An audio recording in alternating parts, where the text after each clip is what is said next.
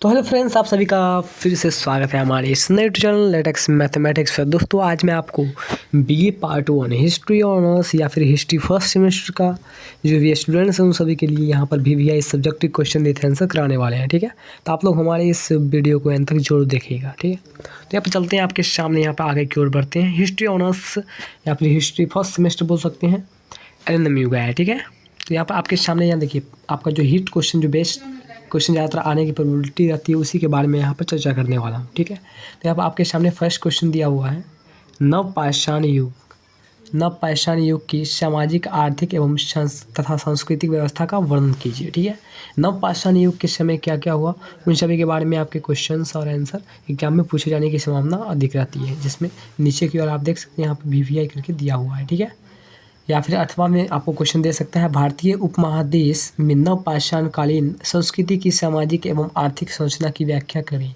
ठीक है, तो आपको जो किताब जो होगा कोई भी प्रकाशन का हो, उसमें आप ये क्वेश्चन को टिक करके जरूर रखिएगा। ठीक है, जिससे इसमें VVI लगा हुआ है, कृपया करके उसी क्वेश्चन को आप लोग टिक करके रखिए। ये ज़्यादातर क्वेश्चन आपके एग्जाम में पूछे जाते हैं। ठीक है, फिर नेक्स्ट क्वेश्चन आपके सामने है, सिंधु घाटी की आर्थिक, धार्मिक और सामाजिक दशा का वर्णन करें। ठीक है, ये भी VVI है, आप ये भी क्वेश्चन का आंसर आप देख सकते हैं। ठीक है, नेक्स्ट क्वेश्चन है आपके सामने, थर्ड नंबर क्वेश्चन, उत्तर वैदिक काल सभ्यता का सामाजिक, आर्थिक, धार्मिक तथा राजनीतिक दशाओं का वर्णन करें। ठीक है, नेक्स्ट देखिए उसी को अगर अथवा में अगर मान लीजिए कोई दूसरे प्रकार का क्वेश्चन पूछेगा तो रहेगा, उत्तर वैदिक आर्यों के सामाजिक एवं राजनीतिक जीवन की विवेचना कीजिए। या फिर नेक्स्ट क्वेश्चन आपके सामने हो सकता है, वर्धमान महावीर के जीवन एवं भिक्षाओं का विश्लेषण कीजिए। ठीक है, यानी भगवान महावीर जो थे वो अपने जीवन काल में किस प्रकार का जीवन यापन किए, किस प्रकार उन्हें सिद्धि प्राप्त हुई, उन सभी के बारे में आपको विशिष्ट विश्लेषण करना है। ठीक है, फिर या फिर अथवा में आपको रह सकता है, जैन धर्म के उपदेशों को वर्णित करें। आपको मालूम है जैन धर्म के तीर्थंकर वर्धमान महावीर को माना जाता है। ठीक है, इस कारण उनका क्वेश्चन भी एग्जाम में आने की प्रोबेबिलिटी ज़्यादा रहती है। ठीक है, तो आप लोग उसको भी थोड़ा देख लीजिएगा। आगे ऊपर की ओर देखिएगा, 6 नंबर क्वेश्चन दिया हुआ है, मगध साम्राज्य के उत्थान को रेखांकित कीजिए। यानी जो मगध साम्राज्य जो था उस समय के किस प्रकार उत्थान हुआ, उसका किस प्रकार उसकी यानी दशा थी, वो बहुत ही ऊपर की ओर उत्कर्ष की ओर बढ़ी, उस सभी के बारे में आपको यहाँ पर बताना है। ठीक है, मगध साम्राज्य का जो संस्थापक था उस सब के बारे में पूछेगा, और मगध साम्राज्य में कुल या फिर हर्यक कुल के अधीन मगध के उत्कर्ष की भौतिक परिस्थितियों और राज्य सीमा को दर्शाएं। ठीक है, हर्यक कुल या फिर मगध साम्राज्य में तो बहुत सारे राजा होंगे। ठीक है, एक था हर्यक वंश, एक था मौर्य वंश, नंद वंश, ये सभी था मगध साम्राज्य के। ठीक है, उन सभी में से आपको पूछ सकता है। आगे की ओर चर्चा करते हैं। फिर नेक्स्ट क्वेश्चन आपका रहेगा, 7th नंबर क्वेश्चन देखिएगा, अशोक के धम्म का मूल्यांकन कीजिए। या फिर आपको रह सकता है, अशोक की धार्मिक नीति का परिचय दीजिए। या फिर धम्म की अवधारणा, स्वरूप और सिद्धांतों का वर्णन करिए। या फिर ये क्वेश्चन भी पूछ सकता है। ठीक है, ये भी VVI है। और नेक्स्ट क्वेश्चन, ये तो बहुत ही ज़्यादा प्रोबेबिलिटी रहती है, 8 नंबर क्वेश्चन, चंद्रगुप्त मौर्य की उपलब्धियों का विवेचन करें। ठीक है, क्या है कि देखो ज़्यादातर जो पाटलिपुत्र जो था नगर, मगध साम्राज्य, उसको बाद में पाटलिपुत्र वहाँ की राजधानी बनाया गया, जिसका मेन जो वहाँ का जो उत्थान था वो चंद्रगुप्त मौर्य के समय ही ज़्यादातर उपलब्धि प्राप्त हुई थी। इस कारण इसको ये क्वेश्चन ज़्यादातर एग्जाम में पूछे जाते हैं। ठीक है, तो आप लोग इसको तो निश्चित ही याद रखिएगा। ठीक है, चंद्रगुप्त मौर्य की उपलब्धियों का विवेचन करिए, अथवा प्राचीन भारत के प्रथम बड़े साम्राज्य निर्माता के रूप में चंद्रगुप्त मौर्य की उपलब्धियों का वर्णन करें। आपको मालूम हुआ कि सबसे प्रथम भारत जो अखंड भारत का निर्माण कराने वाले सबसे बेस्ट जो राजा थे वो थे चंद्रगुप्त मौर्य। इन्होंने अपने शासनकाल के दौरान बहुत से यानी राजा यानी पूरा इंडिया का जो विस्तार था वो इस यानी अपने इंडिया के अलावा ईरान, इराक, वहाँ तक फैला दिए थे, बलूचिस्तान तक। ठीक है, तो आपको मालूम होगा उस सभी के बारे में आपको डिटेल में आपको पढ़ लेना है, एग्जाम में पूछे जाने की संभावना रहती है। फिर नेक्स्ट क्वेश्चन आपको है, चंद्रगुप्त मौर्य के प्रशासन की प्रमुख विशेषताओं की, यानी चंद्रगुप्त मौर्य के समय किस प्रकार की शासन व्यवस्था थी, वहाँ का प्रशासन कैसा था, उस सभी के बारे में आपको रीड कर लेना है। ठीक है, फिर नेक्स्ट क्वेश्चन आपको है, कुषाण कौन थे। ठीक है, कुषाण कौन थे, कनिष्क प्रथम की जीवनी एवं उपलब्धियों का मूल्यांकन करें। ठीक है, ये भी VVI क्वेश्चन है, आप इसको भी रीड कर सकते हैं।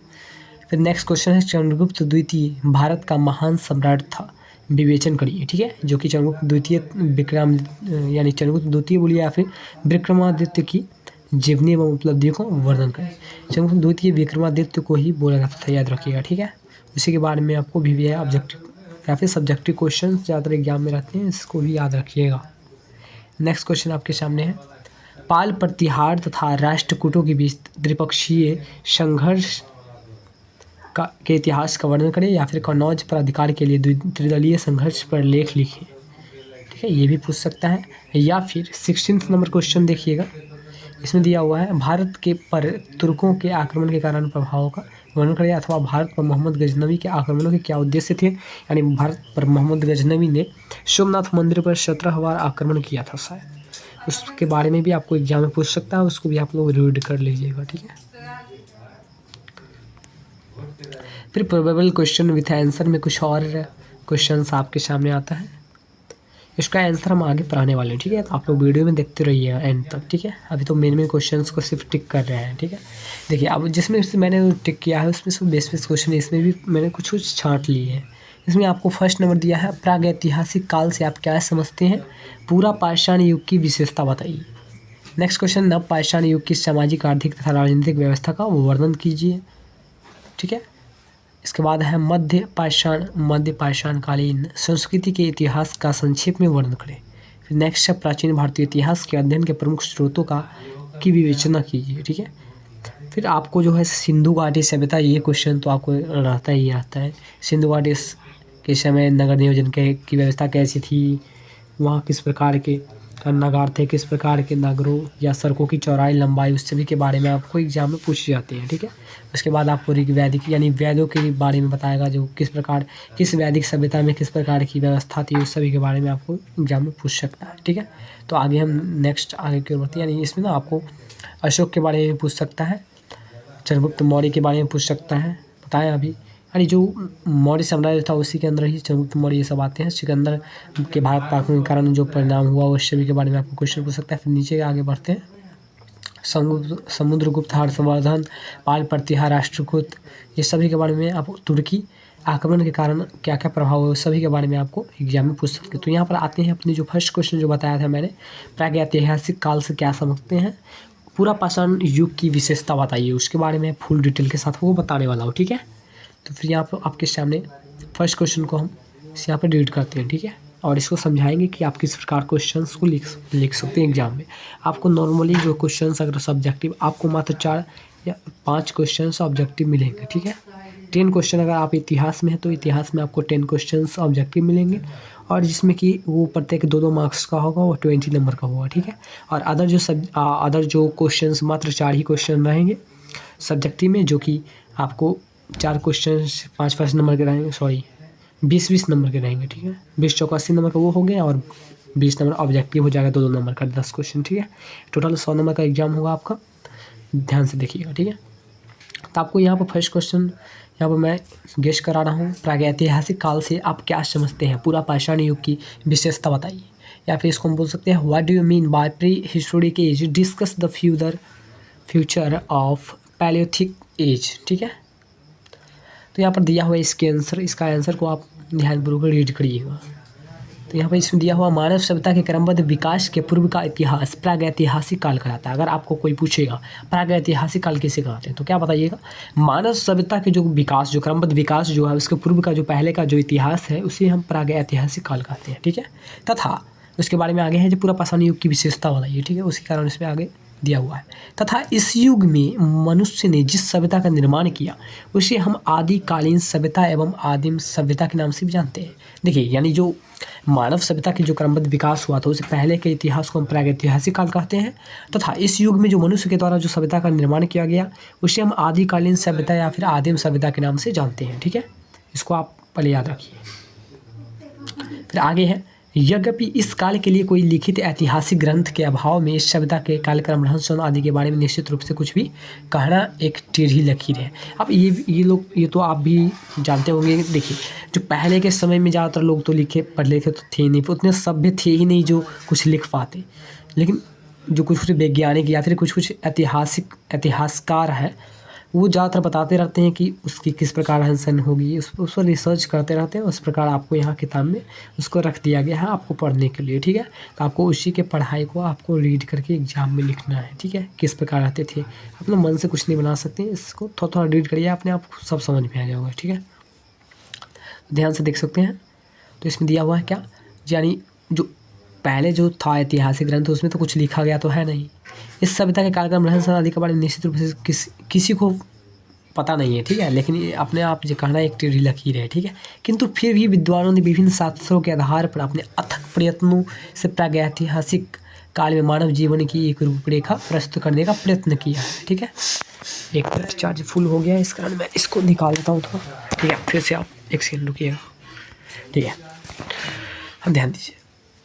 तो क्या बताया, देखिए जो पहले के समय में जो आता जो कुछ तो लिखने वाला था नहीं, तो उसको एक कुछ जो बेस्ट विद्वान थे, यानी जो उसका स्कॉलर बोलते हैं, वो स्कॉलर लोगों ने ज़्यादातर शास्त्रों के अध्ययन करके अथक प्रयास करके कुछ इतिहास को जोड़ने की प्रैक्टिस की है और लास्टली ये इतिहास लिखने में सक्षम हुए, ठीक है। तो इसके बारे में आपको यहाँ पर आगे दिया गया है, जिसे पूर्ण सत्य के रूप में स्वीकार नहीं किया जा सकता। आप कैसे आप भी स्वीकार कर सकते हैं, अगर आप मान लीजिए आपको अगर इतिहास आपके समय के पहले ही किताब पेंसिल नहीं था, उसको आप कुछ कहानी के रूप में उसको याद रख सकते हैं, उसको आप कुछ मनगढ़ंत कहानी भी बता सकते हैं, ठीक है। सेम उसी प्रकार इतिहास को लिखा गया है, उसमें कुछ अपना भी ऐड कर दिया गया और कुछ अनुभव करके या फिर कुछ क्या बोलते हैं कार्बन डेटिंग विधि द्वारा उसको रीड किया गया, किस प्रकार का उस समय का रहन सहन होगा या फिर उसके बारे में दे दिया गया है, जो कि इतिहास के रूप में आपको यहाँ पर पढ़ाया जा रहा है। तो आपको ध्यान से सुनिए।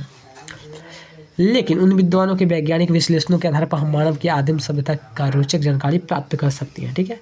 उन वैज्ञानिकों द्वारा जो जानकारी दी गई उनकी जानकारी के आधार पर हम इनकी आदिम जानकारी की रोचक जानकारी हम प्राप्त कर सकते हैं। प्राक ऐतिहासिक काल के 3 भागों में, यानी जो प्राक ऐतिहासिक काल के बताया गया है उसको हम 3 भागों में बांट सकते हैं। पहला पूरा पाषाण काल या फिर जिसको हम बोलते हैं पैलियोलिथिक एज, सेकंड है नव पाषाण काल जिसको हम बोलते हैं लियोलिथिक एज, और थर्ड है मध्य पाषाण काल जिसको हम बोलते हैं मेजोलिथिक एज, ठीक है। तो हम इसमें फर्स्ट पढ़ने वाले हैं पूरा पाषाण काल, जो पैलियोलिथिक एज जो होता है उसके बारे में क्या क्या होता है, ठीक है। तो इसको थोड़ा सा रीड करने पर आपको थोड़ा सा एग्जाम में, देखिए कुछ सुनने से होता है जो आप एग्जाम में कुछ लिख पाते हैं, ठीक है। खुद से रीड करिएगा उतना जल्दी याद नहीं रहता है, ठीक है। इसलिए आप लोग इसको ध्यान से सुनते रहिएगा। कुछ इस प्रकार से आप इसको लिख सकते हैं जिस प्रकार हम आपको समझा रहे हैं, ठीक है। पहले समझिए, पहले हम फर्स्ट वाला आपको बता रहे हैं पूरा पाषाण काल, ठीक है। पहले आप लोग इतना तो याद रखिए कि जो पूरा ऐतिहासिक काल जो होता है प्राक ऐतिहासिक काल, वो 3 भागों में विभाजित किया गया है, ठीक है। फर्स्ट है पूरा पाषाण काल और सेकेंड है नव पाषाण काल, थर्ड है मध्य पाषाण काल, ठीक है। जिसमें फर्स्ट आपको मैं बताने वाला हूँ पूरा पाषाण काल। पूरा पाषाण काल के रिलेटेड यानी जिसको हम बोलते हैं पैलियोलिथिक एज, तो इसके बारे में यहाँ पर आंसर दिया हुआ है। अत्यंत नूतन काल की संपूर्ण अवधि से प्राप्त सांस्कृतिक मालवा या फिर डेवलिस की यानी डेवलिस मालवा यानी डेवलिस, ठीक है, उसकी परिभाषा से लगभग 50,000 ईसा पूर्व से 10,000 ईसा पूर्व तक के काल को पूरा पाषाण युग कहा जाता है, ठीक है। जो 50,000 ईसा पूर्व से लेकर के 10,000 ईसा पूर्व के बीच के काल को हम पाषाण काल बोलते हैं, ठीक है। यह काल मानव सभ्यता का सबसे लंबा काल था। अब देखिए आपको कोई पूछेगा पूरा पाषाण काल किसे कहते हैं, तो आप बता सकते हैं कि देखिए ये अत्यंत पुरानी काल है, जिसमें लगभग 50,000 ईसा पूर्व से 10,000 ईसा पूर्व पहले की बात इसमें बताई गई है। उस समय की अवधि को हम पूरा पाषाण युग कहते हैं, इस प्रकार आप लिख सकते हैं, ठीक है। आगे भारत में मनुष्य लगभग 5 लाख 10,000 लाख 5 लाख वर्षों से रहता आ रहा है। भारत में पूरा पाषाण संस्कृति कल्चर अत्यंत नूतन यानी पैलियोलिथिक क्या नहीं बोल सकते हैं युग में विकास किया, जो भूवैज्ञानिक महाकल्प से पहले आता है, ठीक है। जो भूवैज्ञानिक जो जितने भी हैं वो अध्ययन जो करते हैं उनसे पहले से ही भारत में लोग रहते आ रहे हैं। उसके बारे में ये भारतीय शास्त्रों द्वारा बताया गया है कि भारत में मनुष्य लगभग 5 लाख वर्षों से रहता आ रहा है, ठीक है। न्यूनतम कालीन क्या अर्थात वर्तमान अवधि जिसमें हम लोग रहते हैं, यह लगभग 10,000 वर्ष पहले शुरू हुआ था, ठीक है। 10,000 वर्ष पहले यानी जो बोल सकते हैं वो कृष्ण के समय, ठीक है। और वो लाख वर्ष जो बोल रहे हैं वो त्रेता के समय रहे होंगे या फिर राम जी के समय में, ठीक है। अत्यंत नूतन काल कब से प्रारंभ हुआ है इसे वैज्ञानिक गण सुनिश्चित नहीं करते हैं। इस काल का मुख्य गुण जलवायु के उतार चढ़ाव से जाना जाता है। हजारों वर्ष पहले जलवायु इतनी ठंड हो जाती थी कि प्रत्येक चीज़ जम जाती थी और परिणामतः ग्लेशियर बन जाता था। यह चरण हिमायन के नाम से ज्ञात है, ठीक है। यानी प्रत्येक जी देखियो अभी से लगभग 50,000 से 10,000 ईसा पूर्व पहले प्रत्येक चीज़ें जो है सो वो समय अनुसार वहाँ की मौसम चेंज होती रहती थी और प्रत्येक चीज़ जम जाती थी। वो कहने का मतलब है वैज्ञानिकों का, ठीक है। फिर नेक्स्ट है ब्रूस फ्रूट, पहला व्यक्ति था जिसने भारत में 1863 में पूरा पाषाण युगीन प्रस्तर उपकरण का पता लगाया। लेकिन भारत में पूरा पाषाण युगीन सूर्य का विकास डेटा एवं पैटर्सन के नेतृत्व में कैम्ब्रिज अभियान 1935 के आने के साथ ही हुआ। भारत में पूरा पाषाण युग को 3 चरण में विभाजित किया गया है, पूर्व पाषाण काल, मध्य पाषाण काल, उत्तर पाषाण काल। अब इसको भी 3 भाग में बांट दिया गया है, पूर्व पाषाण काल, मध्य पाषाण। उतना ज़्यादा आप रीड करिएगा तो आपको अपने किताब को उल्टाना पड़ेगा और उसमें पूरा रीड करना पड़ेगा, ठीक है। तो फिर आगे हम आपको कुछ ज़्यादा डिटेल नहीं बताने वाले हैं, तो आप लोग देखिए, तो यहाँ बताने से वीडियो लंबा बन जाएगा। So that you can go and अपने किताब को उल्टाइए और वहाँ से आप लोग रीड करिए, ठीक है। जो भी समय बचा हुआ आपके एग्जाम का वो काफ़ी महत्वपूर्ण है। आप उसमें आप अपना पूरा झोंक दीजिए, कितना आप पावर लगा सकते हैं और ज़्यादा नंबर आपको लिखने से ही आएगा, ठीक है। एग्जाम में होता क्या, आपको भी एक एग्जाम में ज़्यादा लिखना पड़ता है, ठीक है। और इसका जो बेस्ट ऑब्जेक्टिव है वो सब मैंने पहले ही अपलोड कर रखा था, आप तो वीडियो में जा करके प्ले लिस्ट में जा करके वहाँ से आप लोग देख सकते हैं, ठीक है। इसका एक मैराथन वीडियो कल 7 o'clock पर अपलोड हो जाएगा, आप लोग वहाँ से जा कर के देख लीजिएगा, ठीक है। तो इसका फुल में ऑब्जेक्टिव एक बार पूरा मैराथन 180 ठो करवाने वाला हूँ, ठीक है। तो आप लोग हमारे चैनल पर बने रहिए और अपने दोस्तों को जरूर शेयर करिएगा, ये वीडियो आपको दोस्तों को भी सहायता करेगा। तो मिलते हैं नेक्स्ट वीडियो में नई टॉपिक के साथ, तब तक के लिए धन्यवाद। जय हिंद, जय भारत।